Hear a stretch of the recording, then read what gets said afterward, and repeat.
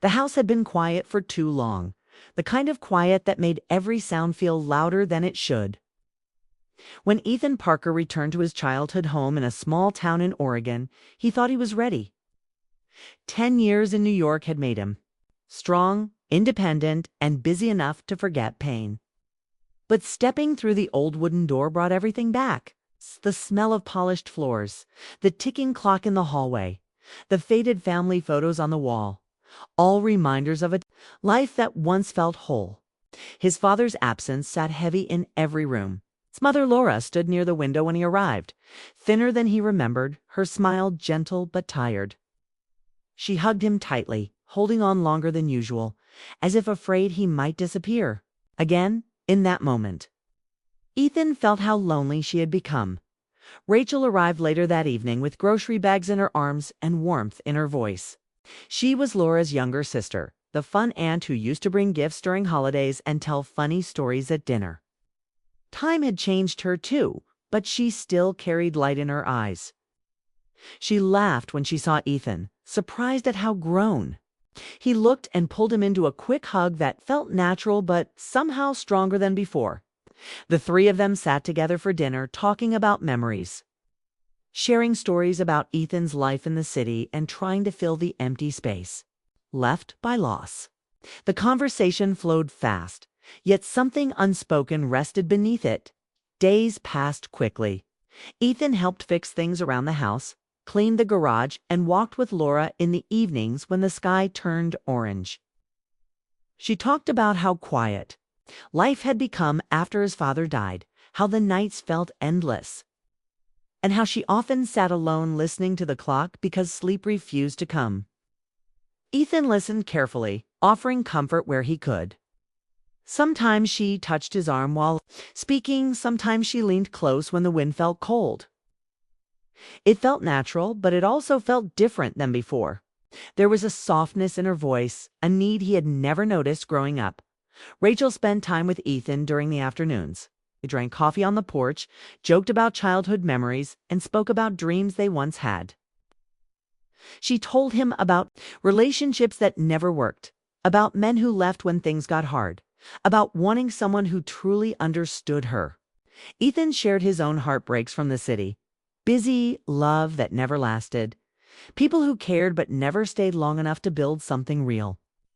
Their talks were easy and deep, moving fast like two people who felt safe opening their hearts. One evening, sudden storm cut the power. The house fell into darkness except for flashes of lightning outside the windows. Laura lit candles and placed them around the living room, their soft glow filling the space with warmth. The rain hit the roof hard, steady and loud. They sat close, together on the couch, wrapped in blankets. The storm made everything feel smaller, closer, more personal. Laura reached for Ethan's hand without thinking, her fingers warm and shaking slightly. He didn't pull away. Instead, he held her gently, feeling her breathe slowly beside him. Across the room, Rachel watched quietly, her face unreadable in the candlelight. The moment felt heavy with emotion. Not wrong, but not simple either. Ethan felt a strange pull in his chest, care mixed with something he couldn't name.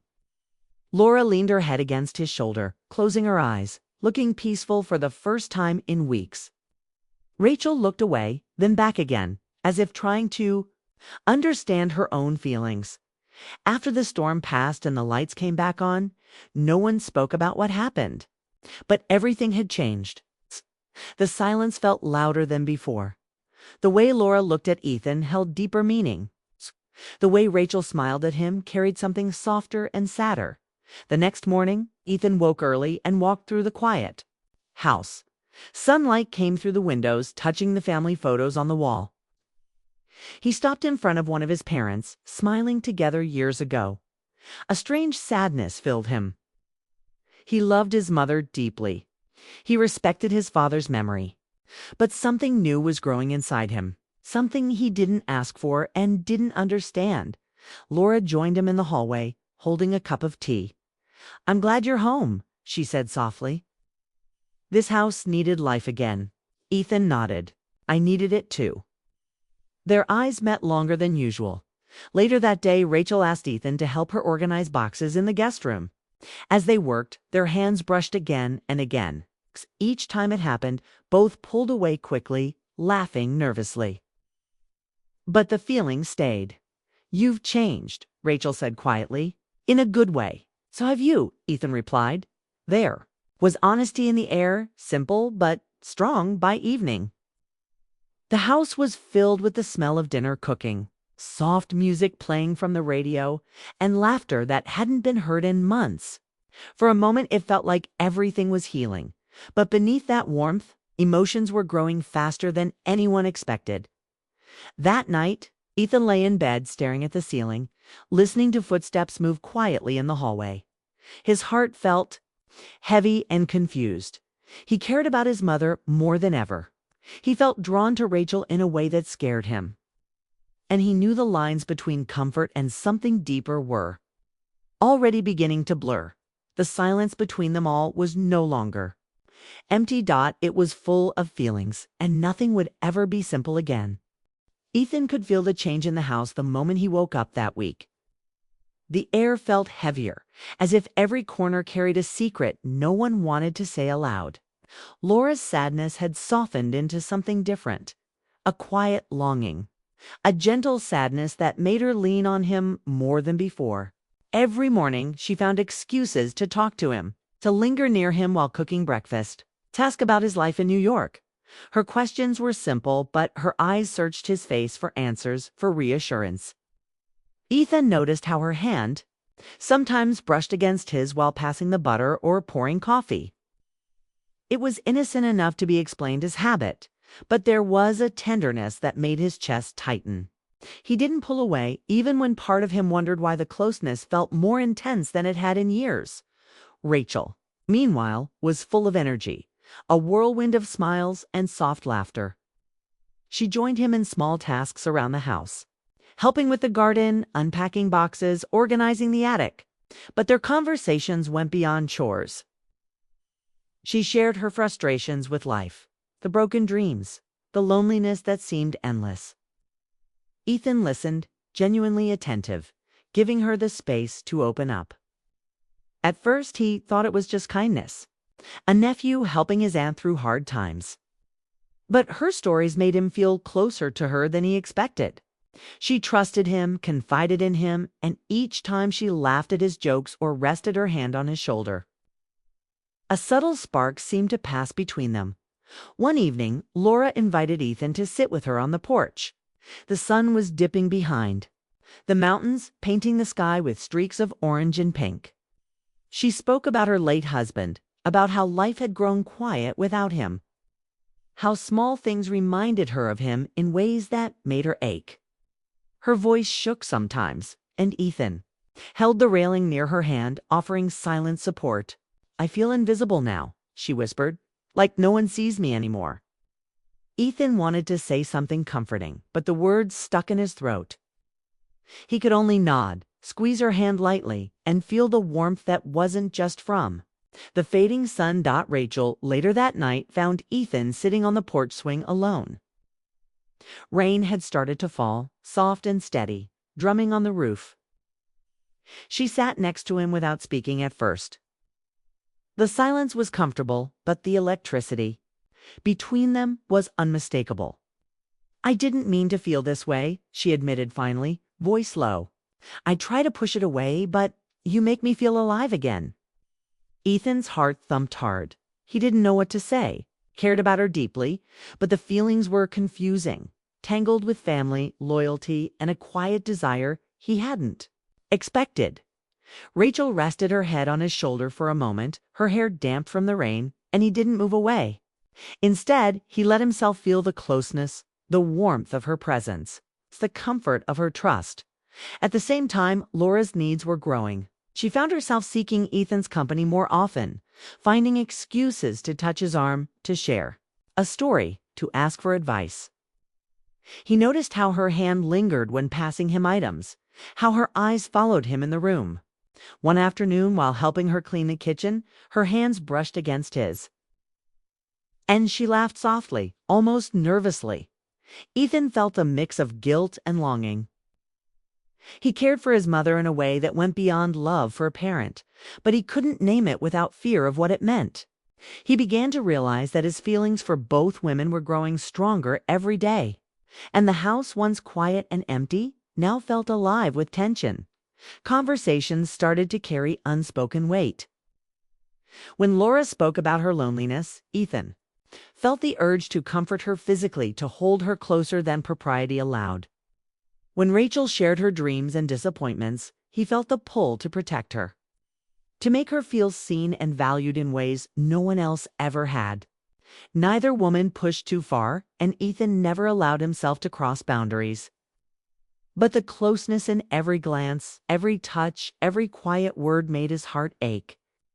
It was a strange mixture of love, longing, and fear, an emotional storm he wasn't sure he could weather.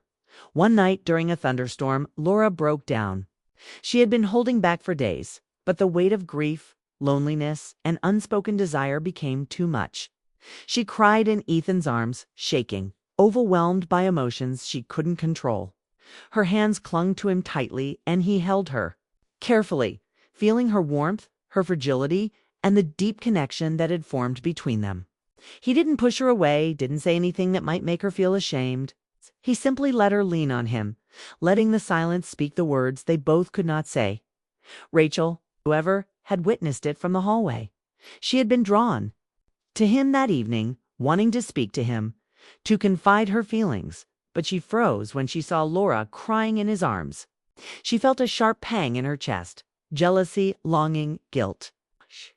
But she also knew she had feelings she could no longer ignore. Quietly, she waited until Ethan was alone and then approached him.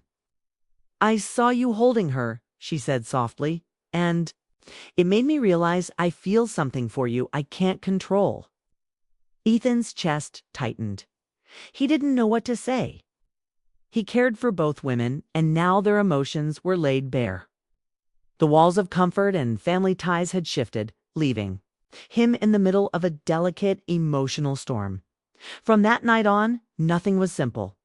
Laura and Rachel both began showing small signs of affection that went beyond what he was used to. Laura's glances lingered. Her words carried double meaning. Her touch became more frequent.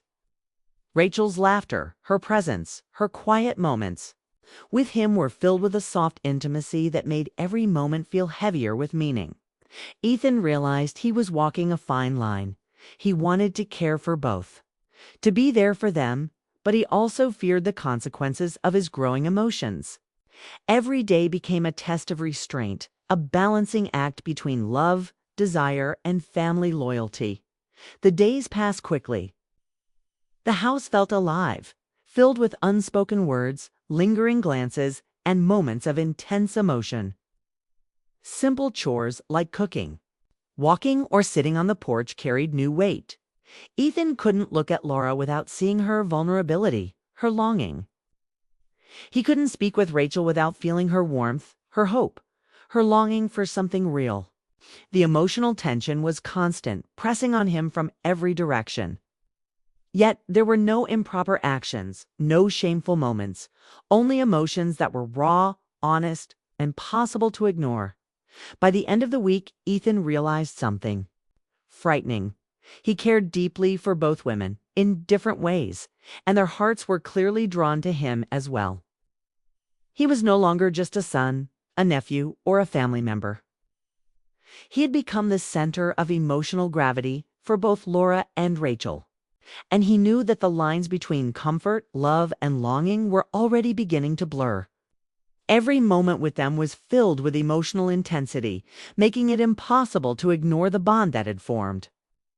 He understood that the days ahead would force him to face feelings he could not ignore, feelings that were complicated, confusing, and deeply human.